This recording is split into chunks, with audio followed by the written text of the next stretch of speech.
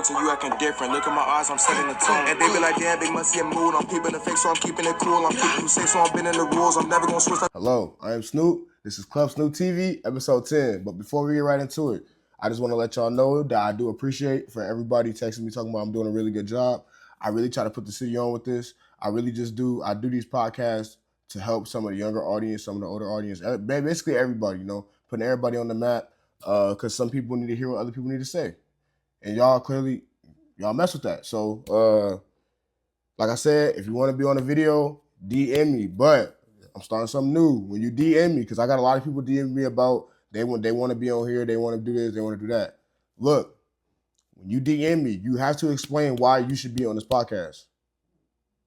Because, for one, some of you guys DM me, y'all don't do nothing. For real. I'm just put it out there. I'm going to keep it 100. You feel me? I'm not going to lie to y'all. Y'all my fans. Some of y'all my fans. I literally just met a fan the other day, bro. It's so excited to see me in person. Like, that warms my heart, bro. That actually brings me joy. Like, it's crazy. Like, I never thought that it'd be like that. You feel me? But like I said, I got a season 2 coming out. Season 2, it's going to end at episode 15. Right now, I'm episode 10. I already got all my people lined up for season 1. So, like I said, y'all have plenty of time to do what I just told y'all. So, if you want to be on the podcast, DM me why you should be on it. Okay? All right. So, the person I have today has 3 shops, Major League, Pure Oasis, and rental properties. He has his own tobacco license and his own cigar license lounge coming soon. And has been a licensed barber for 14 years. Mind y'all, okay, he put me on. My boy, Jamar Hardin.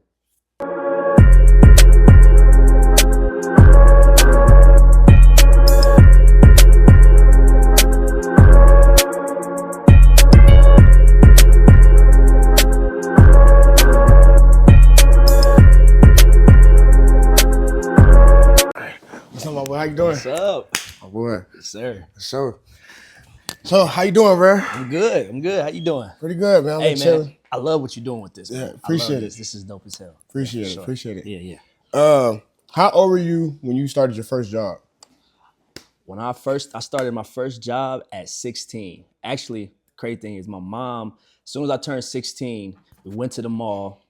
We went straight up in the finish line. And at the time, finish line was actually had the kiosk. They had like a little area where you can go online and do the hiring or whatever. And so you can apply right there on at finish line. So as soon as I turned 16, my mom took me there, filled out the application, and I had a job at finish line, 16. So yeah. And I was there. I actually worked there till, it was crazy. I worked there forever. And everybody know that. I worked there till I was almost 25. Yeah. Okay. They're that manager in there, huh? Yeah, I never was a manager though. I was always sales associate. I was slacker a little bit. I didn't really like to work there too much. But okay, so would you say that taught you how to be how you is now? Man, like, as a businessman? Nah, not really. Cause honestly, like I said, I was 16, man. From 16 to my 20s, man, that was kind of like a little part-time job. It wasn't nothing really serious or whatever, man. And I went to college and everything like that. I worked at Finish Line while I was at college. But I always was cutting hair. I always, for whatever reason, I always cut hair, even from when I was like a kid. I would, stuff animals. I'd take the scissors to the stuffed animals and cut them. And my parents would get mad about that. Sneak and grab my dad's liners, his beard liners or whatever, and cut up my cousin's hairs and stuff, line them up or whatever, you know what I mean? Try to push my stuff back or whatever, you know what I mean? Like, I always had clippers in my hand even at a young age. So even when I was in college, I was cutting hair. And I was doing that more than I was going to school. For real? Yeah. So like, would you cut in your dorm room? Yeah. Or whatever? Yep, I was cutting in the dorm room. At first, my freshman year at college, I had braids. And I cut all through high school. I was on the basketball team. I cut all the basketball players, people from other schools, stuff like that. And I was presented like, hey, you should go to barber college over regular college. And I said, nah, I'm not doing that. And so I got so frustrated with that I actually didn't even take my clippers with me my freshman year. Like beginning of my freshman year, I just all I'm bringing is my liners, and I just line my front line up, you know, little baby hair or whatever. Right. I would line that up, and then we was at school. I went to like a little small school, and there wasn't no barbers there. There wasn't no shops, no nothing. It was like Great Clips. And I remember going to dinner, and this dude had this, man, his haircut was tore up. And then I was like, hey man, can you fix it? Can you fix it? And I lined them up with my liners or whatever. And from there, everybody was like, bro, bring your clippers. And that's when I started doing all that. And I still ran away from cutting. I just really didn't want to do it. Till like the end of my freshman year, I was like, all right, I'm gonna just cut, just like have a little money in my pocket and stuff like that. So that's pretty much where it was, man. Yeah. Okay, hey man, that's a way to start for sure, bro. Yeah. No cap. Yeah. How old were you when you got your first shot? Oh shoot. Can you close that door for me, please? Thank you. Let's see. When I first got my first shop, I had just moved back from Florida. It was 2018. So it was about 10 years ago. Yeah. So it's about 27. First shop, 27. So would you say your first shop was hard to maintain or no? Because you was new to it or no? So I came when I went to Florida. So I moved to Florida in 2011. And I worked under this young cat. And this shop was amazing, right? It was immaculate. And I looked at it and I was so admired by it. I was like, dang, I really want to emulate this if I ever get my own shop. Right? I just love the way he moved with it and everything like that. So I took little pieces of what he did, and I was like, man, if this ever happens, this is what I would do. And so just watching how he managed it, I was like, okay, do this, do that, do this.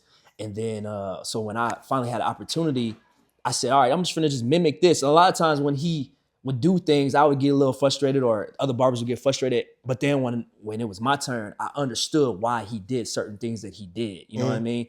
And I just was kind of like, all right, I'll just tweak it here, tweak it there, and whatever.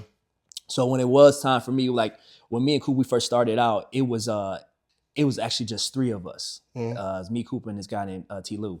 And from there, we just kept building, just kept learning off each other. And we just we would hit a snag here and fix it. And then we go, okay, all right, we're not going to do it like this. We're going to do it like that. And then we just, you know what I mean? And then next thing you know, we got Major League here, you know what I'm saying, now. And it's a shop full of people, you know what I mean? So it's all trial and error, man. Honestly, it's real trial and error. And, you know, I love the whole process of it, man. To be honest with you, it was a great experience. So I love it. Yeah, that's great communication between y'all three, bro. Yeah. If you want the communication, it won't be. Yeah. No, like me and Coop, like we bounce off each other so well that a lot of times it's like good cop, bad cop. Like I might be on the edge with something and Coop be like, hey, nah, we don't need to do it like that. Or he might be on that way and I'll be like, hey, we don't need to do it like that. And we always, and that's like my brother, man. Coop like my brother for real. When every time we need to fix something or we need to come to a resolution of something, we sit down or we on the phone and we talk about it like, man, we don't yell at each other, we don't scream, we don't do nothing. We just, hey, what's gonna be the best for the business? How are we gonna be able to navigate this to make sure this is successful? You know, and that's how we always try to focus on and stuff. Okay. Go ahead. What are your favorite type of clippers? My favorite type of clippers? Yeah. Man, I'm simple. You give me the T outliners or the masters. Okay. Any version of those, whether it's cordless or it's corded, I'm cool with that. I know there's the style crafts, there's the I do like the walls, but I didn't like the walls for a long time. And a lot of those cats in Florida was using the wall clippers, and I used to look back and be like, nah, this ain't it. This ain't it. But I did put those in my arsenal. I do have those now, and I use them for different things. And I use my clippers I use every last one for something different. But I always stick to the Annis, T outliners. You know, the whatever it is, man. I got them. They got them little small slimline pros. Anything Annis, I love, man. I rock with. You know so would you say Annis is like your bread and butter? Yeah, really? for sure, Okay. for sure. Yeah. All right. Yeah. What is your favorite type of barber chair? I know there's like thousands of them. So Yeah, like, I love the one I got now. okay. You know, we've had different ones here in the shop. Man, a lot of them things, man, they fall apart on you within like 1 year, 2 years or whatever. Yeah. But the one I got now is it's the, I forgot what it is. It's called, but it's kind of like the old school one. It's kind of like the older. It's like the old school, but it's like the newer old school one or whatever. It's a lot more sturdier or whatever. That I love that one. It's got cushion. It fits my style and everything like that. It don't ever break down on me. I love that one. You know what I mean? So I'm trying to convert everybody over to those. Yeah, right. Eventually, I would love to get everybody in the shop with those. But so yeah, that's my favorite one right now. For sure. How do you handle scheduling people, especially during like busy times? Booking that, man. Booking that? Yeah. That's what keeps everything cordial? Yeah. Booksy. I know some people use the cut.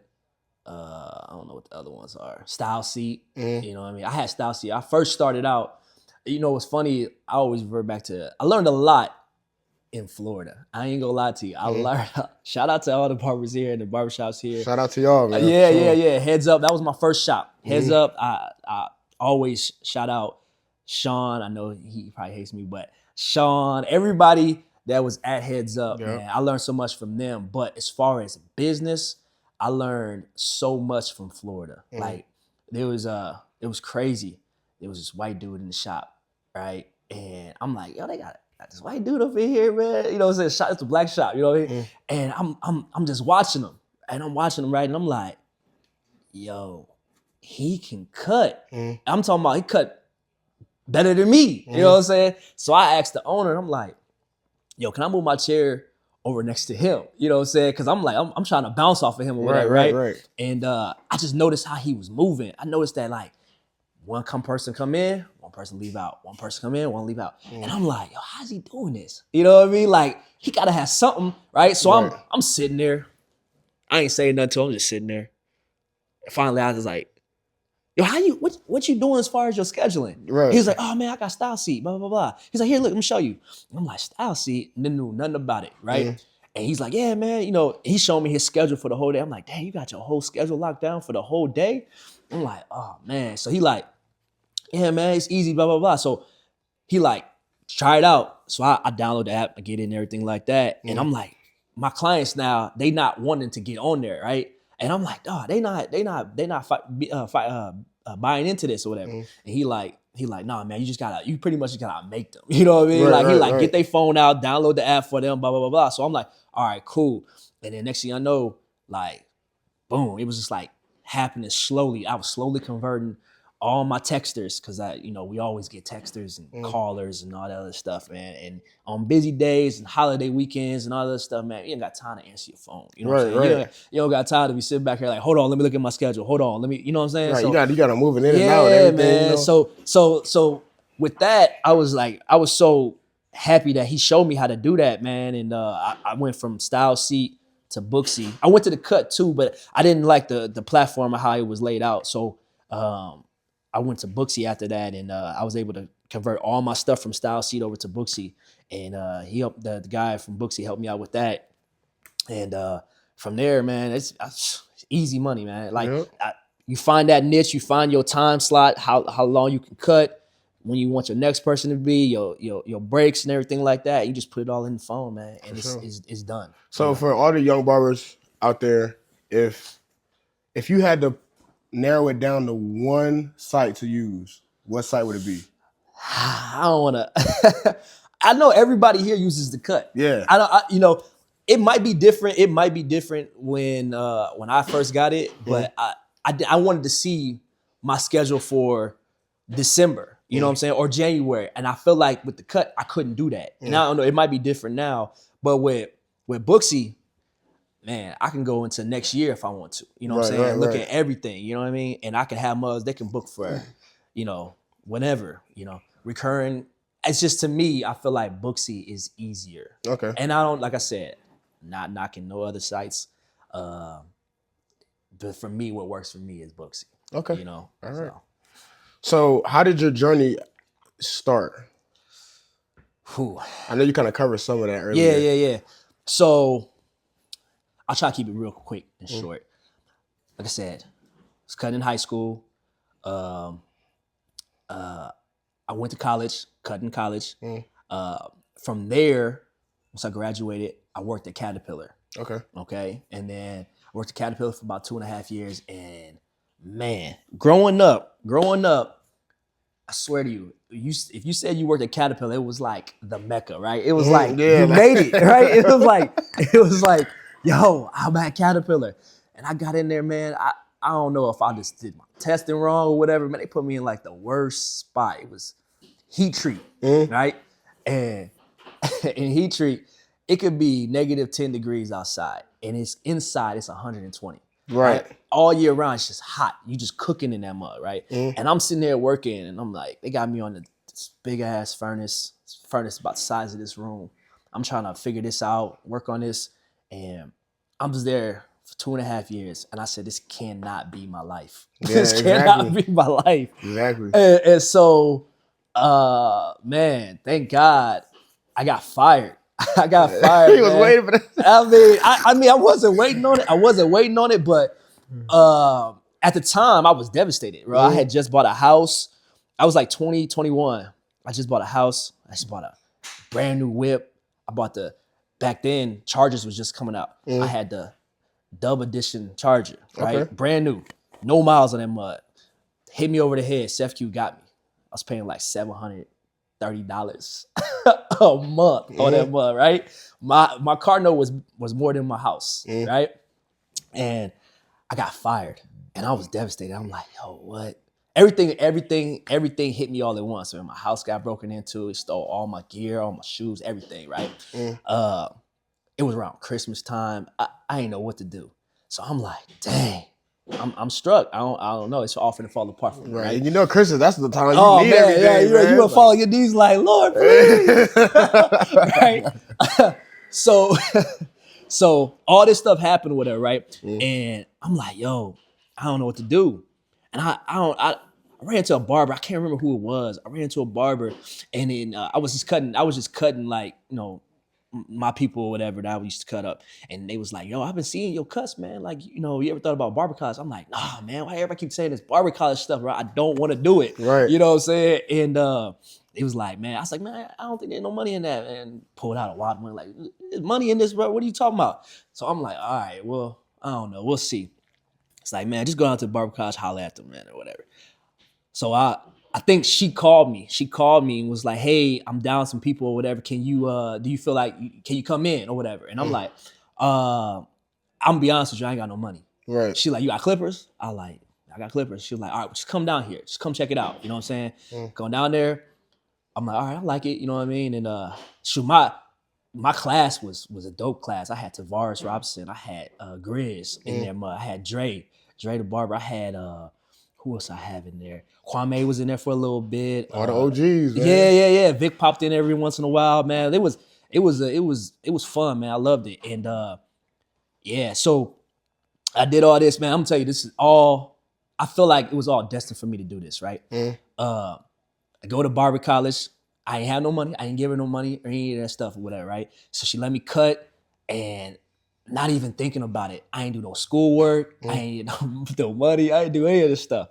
And so I'm cutting with the class, everything, clocking in, getting my hours and everything like that. So I'm like, yeah, I'm about to graduate. She like, no, you ain't do none of this. You ain't do none of it. So I'm like, yo, Lisa, what? And so like, she was like, yeah, you're not even gonna be able to pass the state test if you even wanted to, right? So I'm like, oh, dang. And I owed her money, right? Right. So I'm like, I don't know what I'm gonna do. Another moment, right? And on top of that, while I was at barber college, I was at I worked a little odd ends jobs. I had Finish Line still. I worked at Sam's Club as a cell phone guy or whatever. I worked at Dunham's. You know what I'm saying? Getting unemployment. I was all over the place. Right. And so from there, she was like, you're not gonna be able to pass the state board. So I said, let me see the practice test. If I pass it, I'm like, it's basic knowledge. This ain't gonna be hard. I've been doing this jump forever. You know what I'm saying? She was like, all right, if you pass it, you go ahead. You know what I'm saying? I'll write your thing or whatever. You go take the state board or whatever. So I'm like, we had to go to Chicago when you take the state board back then. So I'm like, all right, cool. I get the test. It's foreign language. I'm like, shit, I'm finna fail this motherfucker. So I'm writing all the answers down, you know what I'm saying? I hand it to her. I'm feeling like, all right, we'll see what happens, man. I almost got every last one of them joints wrong. Really? Yes. And I'm like, shit. She's like, yeah, so you're gonna have to get books. You're gonna have to do this and do all that. I'm like, Lisa, no, man. No. What else can I didn't want to do. right. So I said, let me do it again. I said, let me take it again. I was like, please, let me just take it again. And let me just, and if I pass this mug, man, just let me go. She was like, I don't even know why I'm wasting my time, but go ahead. You know what I'm saying? I flipped the paper over, 1 through 100. She was like, if you miss, I don't know how many it was, like 6 or 7 or something like that, you can't do it. You know what I mean? So I'm like, I go back in. And at this point, man, I'm just like, all right. I'm trying to look at the paper, like try to study it real quick. Like, okay, this was that answer. This was that answer. I just went down. Boom. Handed it back to her. Just closed my eyes. Right? And so she said, you son of a bitch, I don't even know how you did that. Pass that motherfucker. Oh, shit. I was like, what? She was like, I can't believe this. You passed that? I was like, I was like, sign it. Go ahead, let's go, sign it, let's go. And so she got all my paperwork ready for me, and she handed me she gave me like a little book. She was like, just study this until your state board. You know what I'm saying? Best of luck to you. I hope you don't fail. Right. So me and my guy went up to Chicago to take the test and everything like that. And he was like, man, how you feel? I was like, man, honestly, I'm gonna fail this motherfucker. You know what I'm saying? And so he was like, so what you trying to do? I'm like, shoot, you trying to go to the outlet after this? He was like, cool. He was like, all right. So I'm not even thinking about this test at this point. You know what I'm saying? So get to Chicago. We at the hotel to take the test and everything. And then I said, all right, I'm going in. I said, I'll be back. I said, I'll be right back. He sat in the car and waited. And I get there and I do the test. And I was probably like one of the first persons done. And I'm sitting there, I'm going over my junk like, damn, I'm looking over like, everybody was still on this shit. I'm like, well, I ain't gonna keep wasting everybody's time. So I just turned the paper in or whatever, got the joint in the mail. Matter of fact, I got back in the car, he said, how you think you did? I said, I failed that mug, bro. I failed that mug. Right. He was like, all right, let's go to the outlet then. So we went to the outlet, did all that, whatever, right? Paper come in the mail. I was like, I didn't even want to look at it. I opened it and like, oh, pass. I'm like, are you kidding me? I'm like, yo, I guess I might be supposed to be. I must be supposed to be doing this, right? And so, now that I took the test, now I owed her money, right? So luckily, Sean Green, he gave me an opportunity, a heads up. You know, and he was just like, you know, I got you, you know what I'm saying? When you get done with your, you know, pass your test and everything, like, you got a job here. So I'm like, cool, now I can make the money now. You know what I'm saying? So I'm in that mug day and night. I'm talking about, this was on when Heads Up was on Nebraska and Sheridan, right? I'm like, I got the back door open. You know what I'm saying? I'm in that mug all day and night. I'm talking about, I was getting ready to go hit the club. I'm like, come on, I got you. You know what I'm saying? Boom, threw her the money, done. Everything done, right? From there, I was like, all right, cool. Worked the Heads Up. And then, like I said, I went there, worked the Heads Up till 2011. Then I went to Florida. And then from Florida, I came back. I was there for about 5 years. Off and on, I bounced back and forth for about 5 years. And then from there, so mind you, remember I told you I had the house and the car, right? But everything had fell apart in the middle of that, right? Right. So I'm on the verge of losing my house and my car, right? I'm still getting my barber license and doing everything I need to do, right? I got a new girlfriend at the time, right? She demanding. She lived in Chicago, so I'm going to Chicago every weekend. I'm not taking care of the stuff I need to be taken care of, right? So the weekend I get a lot of money. I go straight to Chicago and straight blow it just on that. You know what I'm saying? Right. So I had roommates too. I'm doing everything I'm not supposed to be doing with my money, right? And this will probably answer your question about how I learned how to get all this stuff financially, right? Yeah. So I had the money in the funds to get my life back on track. I just wasn't doing it, right? Right. I'm blowing it because it's like fast money, like, right? You know what I'm saying? Like Barber everything world kind of like quick. drug, but Barber world kind of like drug world in a sense, right? Yeah, it is a little bit. Because it's quick money. It's quick money, right? Yeah, and you can hustle as long as you want to, right? You can stay all day and night. So I should have been taking care of what I need to be taking care of, but I'm on the verge of losing my house, right? And nobody knows this, right? Nobody knows any of this stuff. Cars all like, 3 months behind, you know what I'm saying? Like I'm trying to play catch up with that. They threatening to take it, everything, right? Now my chick, she like, oh, I just got accepted to law school, trying to move to Florida. I'm like, well, shit, I ain't finna leave her here. I ain't finna, you know what I'm saying? So I'm going to Florida too, right? So I'm like, fuck it, let's go to Florida then, right? Everything else will work itself out, right? No. So, you know, at this time too, I had got engaged to her, right? And so now I got a whole nother responsibilities, right? I need you to tell me this, I need you to tell me that. So I ain't even tell her that. Like, I'm low key broke. You know what I'm saying? Right. Peter to pay Paul. You got to find out yourself. Yeah, you know what I'm saying? But I can't tell her this because she's expecting this man, right? She's expecting this dude that's got it all figured out, right? So I'm like, damn, how I'm gonna figure this out? So I'm like, bust it. I'm gonna file bankruptcy. I'm gonna just get rid of the whole thing, right? And so I do all this process, and you know, I went to 13, did chapter 13, try to consolidate, but like I said, I was moving back and forth from Peoria to Florida, so they couldn't catch up with me or where I was at. So they were like, okay, if you're gonna be doing it in Peoria, you need to file in Peoria. If you're gonna be doing it in Florida, you need to file in Florida. So I like, okay, forget it. I just want to be done with all of it, right? Start over. So I did a 7, wiped everything, like come get the house, come get the car, everything. I just want to be done, get credit down to 0. You know what I'm saying? You're going to start all over. Start all over, right? Yeah. And so I did that. I did a 7. And by this time, you know, shorty gone, money gone, everything, right? And I'm just like, fuck it. You know what I mean? I can't go nowhere else, but I'm already down here. Right. The only way I can go is up, right? Right. And so I do all that, and somehow or another, when I did the 7, they were supposed to come get the car.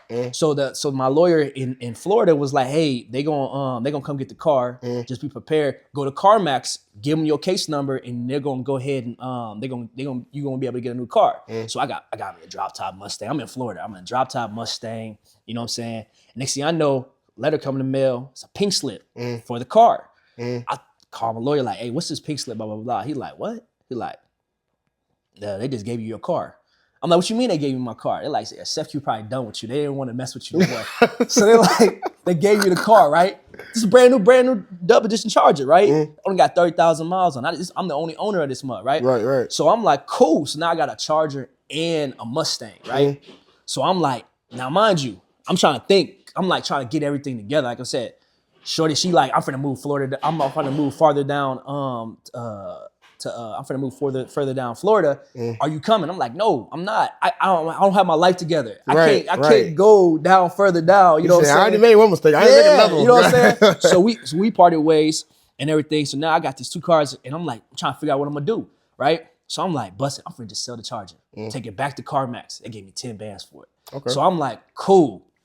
Right? I had a little money saved up too, so I'm like, I'm cool, right? I'm like, I'm coming back home, bro. This ain't working. I'm like, as nice as Florida is, I want to stay. I'm like, I talk to God. I'm like, God, what am I supposed to do? And he like Peoria, and I'm like, no, I know it ain't Peoria. I know it ain't Peoria. I'm not trying to go back. Right? How do I explain all this? Right? Yeah, right. Everybody gave me a going away party. I'm talking about this, that, and I'm like, how am I?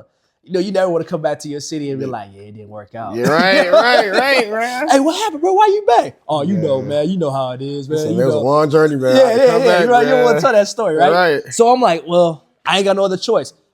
Got a U-Haul, got the trailer, put the Mustang on that joint. I had the little 10 bands in my pocket. Bust it. I'm going back to Peoria, right?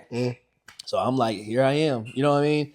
And then from there, I sat on that 10K, right? I said, all right, now I got to get my life together. I got an opportunity now, start off from scratch, nothing. You at the bottom. You don't got your girl no more. She ain't getting no money from you. Right. You don't got no house. You don't got no, you know what I'm saying? Like a whole fresh slate. It's gone. It's gone, right? Exactly. It was a very humbling experience for me, man, because to be honest with you, I'm a very prideful person, right? And to say, it ain't saying that you failed, but you had a major setback, and you gotta sit in that major setback. Right. And now you gotta come out of that. Exactly. So now I'm like, the ultimate motivation, I'm like, I'm never, ever gonna allow this to happen again. I will never be in a position where I don't got no money. I do got money, but I don't got money. Somebody depending on me as far as like you said you had it like that and you don't. I don't never want to be in this position ever again. Right, so right. if I'm gonna do it, I'm gonna do it by myself and I'm gonna do it the right way. Exactly. So I got rid of the Mustang. I'm like, bust it. Get rid of the Mustang. Give me something economically friendly that's gonna save me money, right? I got me a little Volkswagen CC Sport. Right, another humbling experience going from a Charger to a Volkswagen. Right. Okay. Right. Okay. I'm in this mud grinding. But I got a vision. I got a mindset. Right. My mindset is focus on you, bruh, and don't let nobody distract you for what you're trying to do. You need to pause? No, you good. Okay. Don't let nobody distract you for what you're trying to do. And so I was just on it. I was just trying to get my life together, trying to fix everything, my credit, just everything. Right. And so, from there, I was like, all right, what do you want to do? I'm like, I don't know. I don't know what I want to do. So I was like, all right, I'm going to close my eyes. I'm going to pray to God. I'm like, all right, you just steer me in the right direction. Steer me in the right direction where I need to go. And the next thing you know, I was just hitting me like, bro, you ever thought about getting your own shop? You ever thought about getting your own shop? And I'm like, okay, wait a minute. I heard this before. Bro, you ever thought about going to Barber College? You ever thought about going to Barber College? So I'm like, okay, that worked out when I did that. Exactly. He said, let me try this right so here. Wait, I gotta hear it one more time. Yeah. Then I had a cat that wasn't even from here. Bro, you ever thought about getting a barbershop? I'm like, God damn, maybe I'm supposed to get a barbershop. Yeah, he said, God telling me something now. You gotta listen. You gotta listen. When God tell you something, you gotta listen, right? Yeah. And if not, you're gonna be going through that revolving door until you keep hitting your head. Boom, boom, boom, boom. All right, damn. All right, I think I'm supposed to be going this route. So I was like, all right, let me just go this route and see if the doors open up.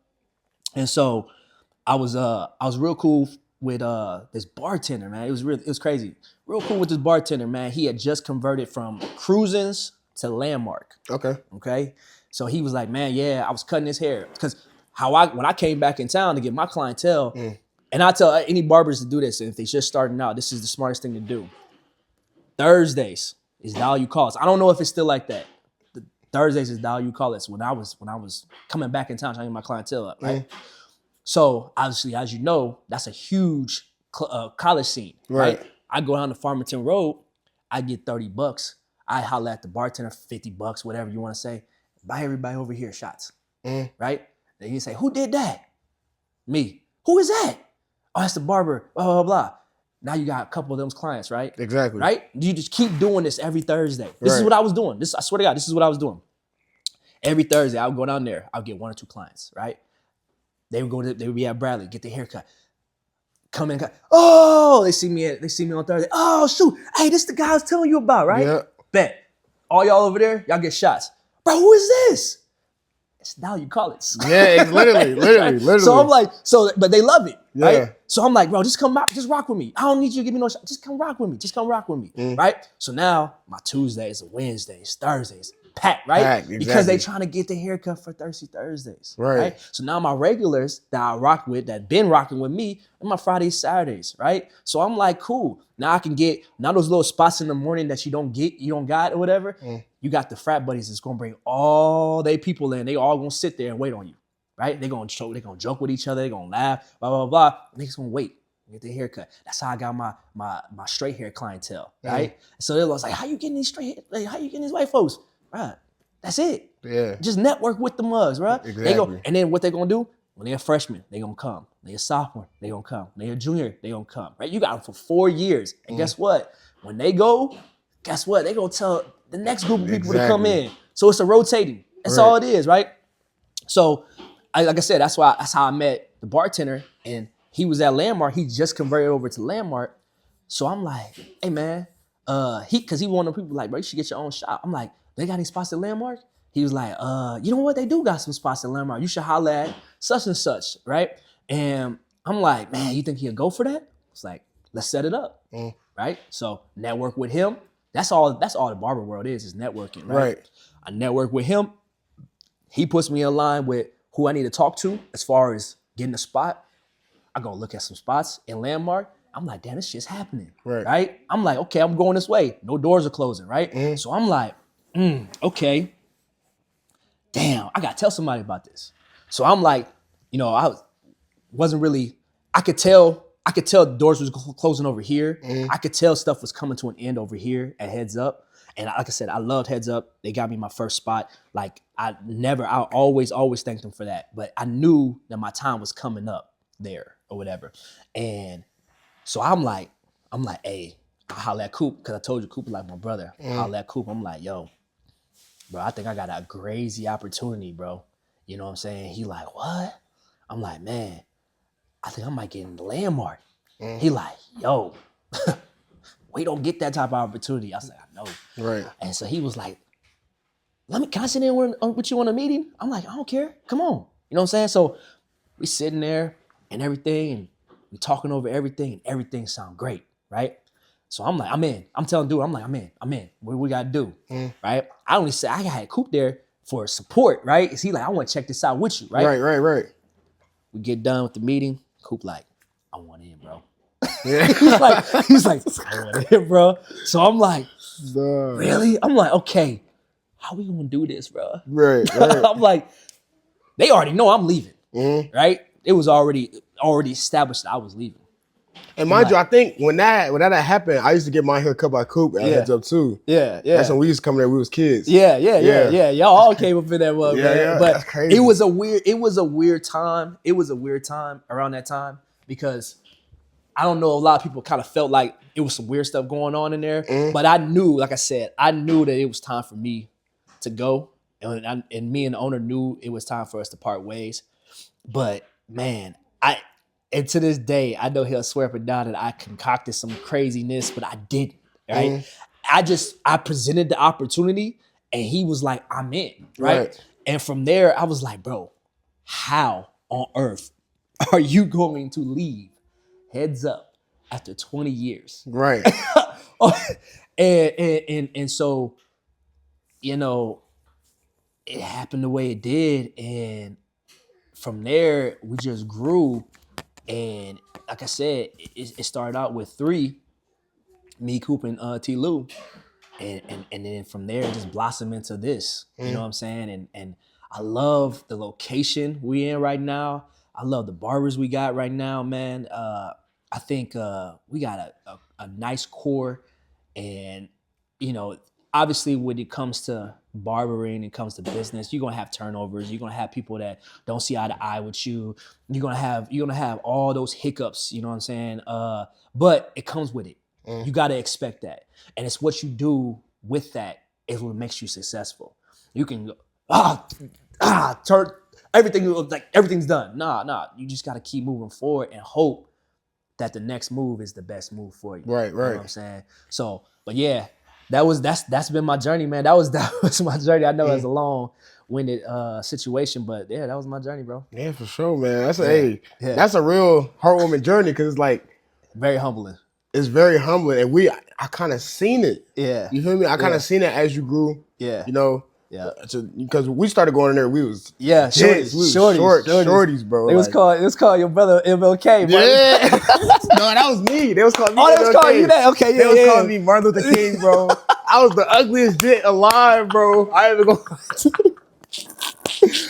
remember that, bro. That shit was crazy, bro. They said, man, who he look like? I used to be in the chair like, I hope they don't say me. Bro, the whole barbershop was gagging, bro. And I was so mad, bro. I'm like, man, it is what it is, bro. Just cut my hair, bro. Man, Heads Up was such a fun time, man. We always had inside jokes. We had so much stuff we used to laugh and talk about, man. Yeah, bro, the communication was key in there, bro. Like, everybody was always talking about, it was always barber talks in there. Listen, we would have whole conversations in the shop and Muzz didn't even know what we were talking about. Exactly. I was one of them. Crazy. I'm just listening. Like, we would have all sorts of conversations, bro. It was I loved it, man. Yeah. Coming in as a 19, 20-year-old, man, experiencing that. And I used to get my hair cut there, right? So going from a kid to, you know, at one point in time, man, the full circle moment was when Snap hit me up and was like, bro, can you cut my hair? I was like, that's crazy. What? He was like, yeah, bro, can you cut my hair? I'm like, bro, you want me to cut your hair? He's like, yeah. I'm like, if you know who Snap is, Snap is the OG. Damn it, I made it. No, for real. Snap is the OG, bro. Like, that shit's crazy. Yep. And I'm not gonna lie. what really made me start cutting hair is when seeing y'all progress, bro. Yeah. And I'm a shorty, and Yeah. I used to go in there and sweep all the time. Yeah. I was in there always sweeping, trying to make that little. Yeah. That little, they used to give me like $10 or something. $5, $10. Yeah, it was like 5 or 10. Yeah, I'm like, I'm finna go say this shit. Yeah. Look, and I'm finna go back to what's name. Ain't y'all say nothing to me. Yeah. Yeah, so yeah, man, that was really that was life changing for me. I ain't gonna lie to you, having us in the barbershop. Yeah. And now the full circle is now you here. Exactly. Doing a podcast in the Exactly. back of the shop. Bro. Exactly. I love this. That's bro. crazy. For I love real. this, bro. That's crazy. I love this. When hiring someone, what do you look for in a person? Ooh, that's a good question, man. Honestly, I look for if they're a good person, right? The biggest thing, man, is when you are in the shop, not only are you dealing with the clients, you're dealing with the barbers, you're dealing with moms, you're dealing with the parents, grandparents. You gotta be able to be a people person. Like I tell anybody that, bro, you gotta be a people person. You cannot be sitting up in there just angry. Angry all the time, man. You know, no, I'm gonna cut your hair how I'm gonna cut it. Like, no, man. They come first. Like, they are the ones that's paying our bills, man. So at the end of the day, you come with that negative energy, I can't use you. You know what I'm saying? You gotta have some type of skills, right? And I know that everybody's not, you know, the whoever top notch is, you know, los cuts, whatever you want to call it. You know, you got to be able to have some type of skills, and you got to be able to want to learn to get better. Now, you know what I'm saying? Like, I mean, I'm sure when I first started out, I like to probably think that I was cold, but I probably wasn't. I probably was trash. But I stayed focused on what, you know what I'm saying, watching other people. And if you're willing to learn and you're willing to get better, it's going to come. When you're in a shop full of other barbers who can get it, you know what I'm saying, you're going to learn off of that. And that's all I ask of the next person. I say, hey, I need for you to make sure that you are constantly trying to get better. You know what I'm saying? Like, I'm going to give you this opportunity because I always want to give everybody opportunities, right? Like, I want the opportunity that I wanted. You know what I'm saying? Exactly. And if I can give you the opportunity and you can feed your family, or you can do this to go do that, you know what I'm saying? Because obviously I cut hair to do other things, right? And I always remember to stay behind the chair. I never try to go and say, all right, this is it for me, I'm done. Thank you. And I go and do this. Nah, that's not what's gonna keep you, that's not what's gonna make you money, bro. You gotta stay what made you there. Exactly. And that's what it is. That's why all the stuff that I got going on, I'm always cutting. I always cut. On a day-to-day basis, I got about 16 to 18 clients. And everybody be like, bro, you don't think about cutting that down? For what? For what? Okay, let's just think about this. Everything that I need to do, I could do at the shop. Exactly. My son's in school, so whenever, right? I can eat. If I want to go to sleep, I can go to sleep. I can cut out the time that I want to cut out the time to go take care of the things I need to take care of. I can watch TV. I can watch movies. I mean, what you gonna be doing at the crib? Same thing you just Same explained. thing, right? So why not get money while doing what you love to do? Exactly. I do what I love to do. So it's never hard. I mean, I get exhausted. I go on vacation. Right? I go on vacation with the money that I made. You know what I'm saying? Right. So everything to me is simple when it comes to cutting hair. Stay there and cut.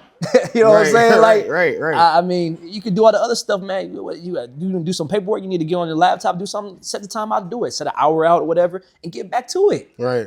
That's how I think. That's my mind focus. Maybe it's not everybody's, but that's how I think. For sure.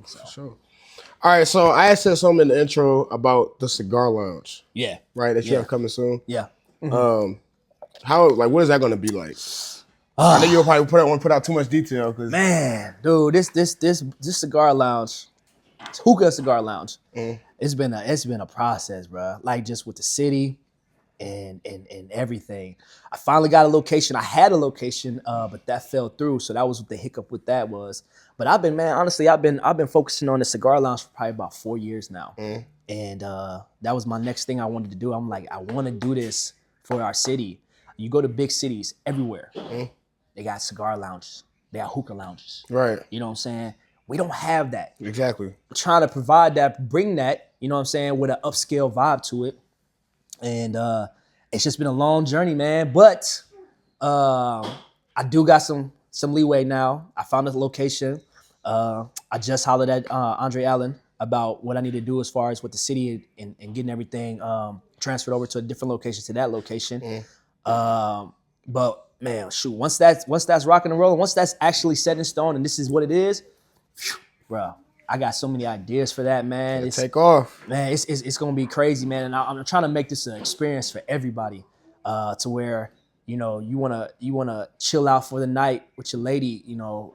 I wanna be able to, you could play card games there. You could play, you know, little trivia games, little Connect Fours, you know, smoke hookah, listen to music, vibe out, BYOB, you know what I'm saying? Like everything that you want to see in a bigger city, boom, we're gonna have that right here, right? Sure. And just as long as everybody acts accordingly, we can keep this thing going as long as we want. You know how we get when we get a little, you know what I'm saying, tearing stuff up. I don't want y'all to tear my shit up. That's all I'm asking. Like, we just have a good time, we vibe out. We and the lounge is not a club. It's not a bar. It's not a club. It's a lounge. So that means that you come there, you vibe out, and then if you want to go over here, you do that over there. Exactly. We're not standing on tables over here, my shit. Right. We chilling, right? Right. We want this like a chill vibe, right? That's all I'm looking for. So have you ever thought about?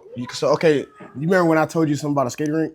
Yes. Have you ever thought about putting a cigar lounge in a skating rink? No, I haven't, and I would love to do that, but it's crazy because that actually is my next move.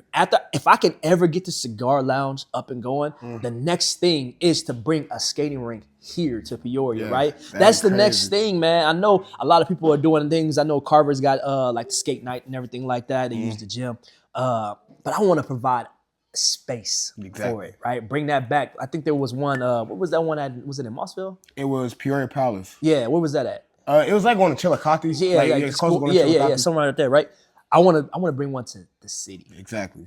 And if I can successfully get the cigar lounge going, that's the next venture. So what do you think the name would be? Major League Skating Rink? That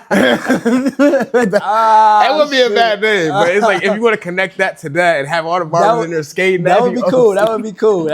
I gotta come up with a good name, man. I'd had Major League, Pure Oasis, Urban Opulence is my new spot or whatever. So yeah, I gotta come up with a cool name. Yeah, for Friday nights and Saturday nights we busting at that joint. Again though, it's all about how everybody acts. Exactly. You know, our generation going, but you know what I'm saying? Like, that's it. Yeah, it's just, man. Yeah.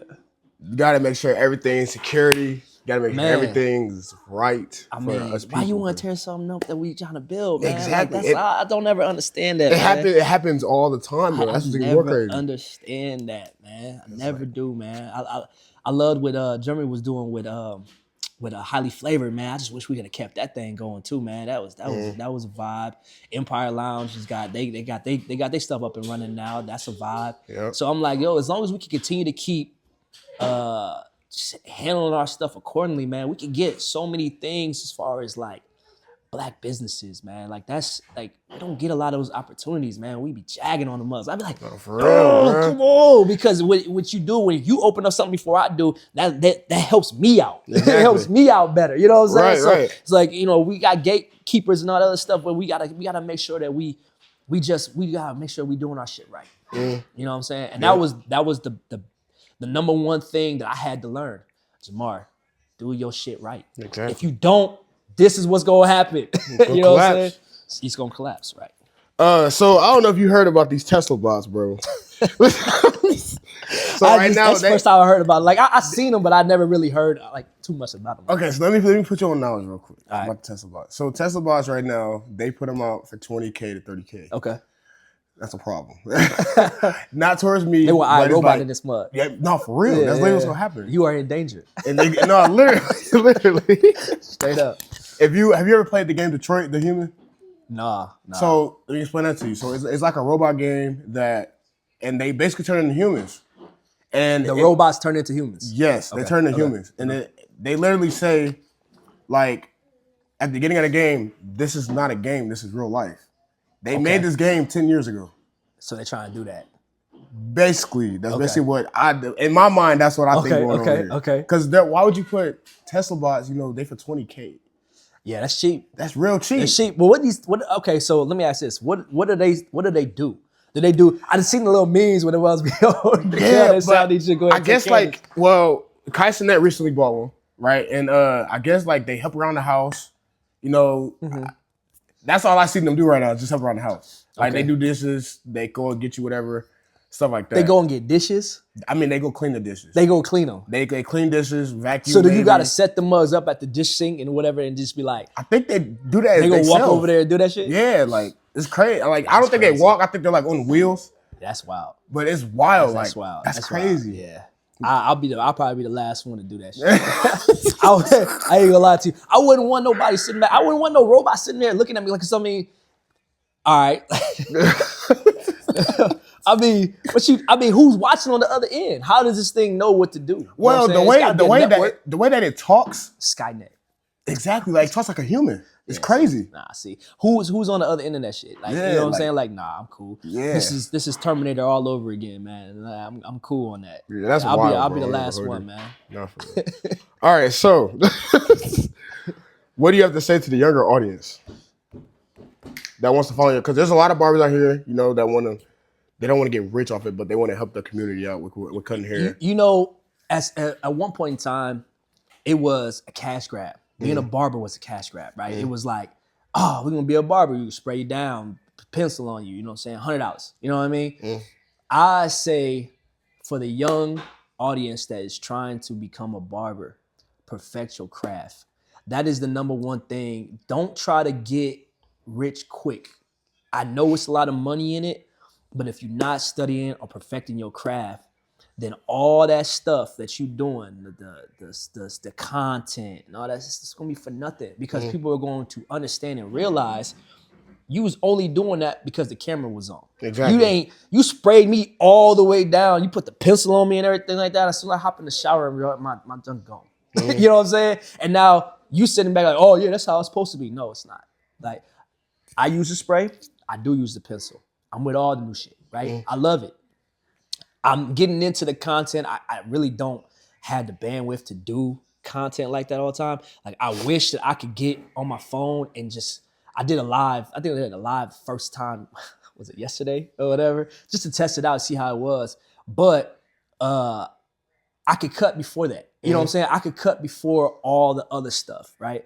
And when you add all that extra stuff to it after you get the cut, it makes the cut that much better. Exactly. You get what I'm saying? So that's the only thing that I would say to the young, get your money, never stopping from anybody getting their money, but perfect it, study it. You know what I'm saying? Like, if you see something, you watch somebody else, yeah, hey, I like how he was, right? You might have a style where you go like this and you start flicking your wrist like that. And you're like, oh, okay, I see why he did this. Okay, let me do this, all right? You know, so that's what I did with the white boy. I ain't gonna lie to you. I watched him, I studied that motherfucker. I was like, yeah, I'm finna steal this shit. Yeah. I'd ask some questions. Bruh, I ain't even gonna lie, not to sidetrack. He used to start his low ball, like, you know how you do a drop fade. Yeah. He used to start them runs at the bottom.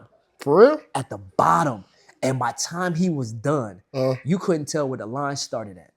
That's wild. That's right. It looked airbrushed. And he was doing it with these nasty ass cordless walls. Yeah. And I'm like, I hate these walls so much because you know the wall guards, I don't like them. Them plastic, like those, like the one, like especially with like the half that's got like a little lip to it or whatever. I hate them, right? And I just to see him just and I mean his method of cutting was like this. I used to cut. And I mean, it was just flawless every time. And I used to be like, and he used to use the red guards too. You know, the big red guards? Yep. He used to use those too. And I'd be like, hey, bro, where you get the red guards from? Right. So I would try to mimic his stuff. And I'd be like, bro, and he taught me how to cut straight hair. Like because when he's white dude, he was like, Mama, how you cut my hair? I'm like, nah, man, I can't do it, man. Right. He's like, no. After work, man, we're gonna go through it. And he showed me how to do all that stuff, man. And texturing and point cutting, thinning shears, everything. He showed me how to do all that stuff, bro. And that's where I was like, okay. So now I wouldn't run from the white clientele. You know, the white clientele come in, you'd be like, bro, I'm gonna go over here. All I know how to do is a fade, right? You know what I'm saying? So then I was able to perfect and keep working on my craft. I was like, come on, if I mess you up, he'll fix it. You know what I'm saying? For real. You know what I'm saying? So I just kept working, repetition.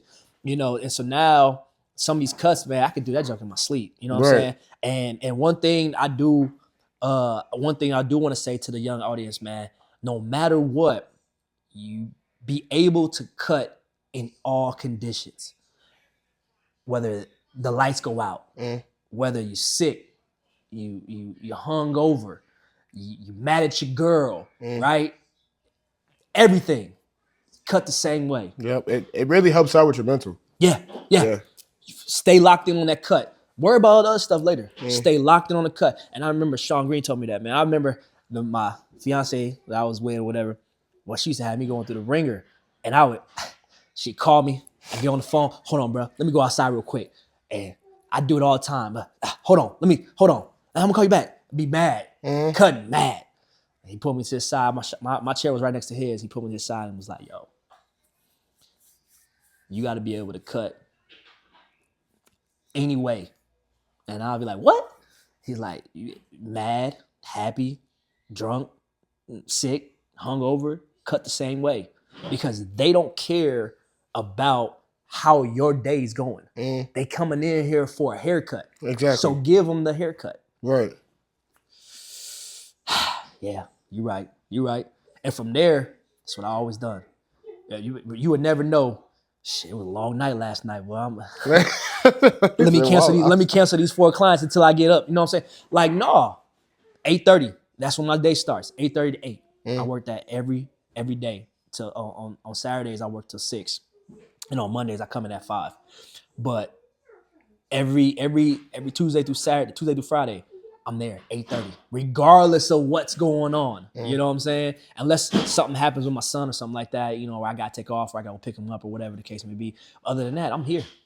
I'm cutting. You know what I'm saying? The same way. So that's the one thing too. I would also tell the young audience is just always stay locked in, no matter what. So what is your next big move, like that you're working on next? Honestly, it's just that cigar lounge. Yeah, that's the biggest thing, man. That cigar lounge, and then you gonna get it, bro. I believe you, bro. I hope, man. And we got a tobacco license, bro. And they don't give us tobacco licenses, bro. For real? They don't give us liquor license, tobacco license. Think about it. Empire Lounge been trying. He been trying forever to get it. You know what I'm saying?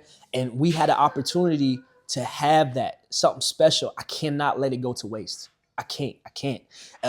Even if it's a tent that says smoke here, we gonna get it rocking. You know what I'm saying? We gotta make it happen, man. So that's the next thing, man. Is the cigar lounge, man. And if God willing, man, we have that junk done by the spring. We get it done by spring, I'm good. Summer gonna be lit. Summer gonna be lit. Trying to, man. The location I got to is so nice that it's in a prime location, man. We good. So yeah. Is there anything you want to say to the people? Man, appreciate y'all. I love all my clients. I love everybody that's been in through this whole experience with me, man. And I'm so thankful that I did come back to Peoria after leaving Florida, and that's it, man. Like, keep booking with me. Appreciate y'all. Love y'all. For sure. Straight up. That's it, my dog. Yeah, cool. For sure, bro. Yeah. Appreciate it, man. Was my son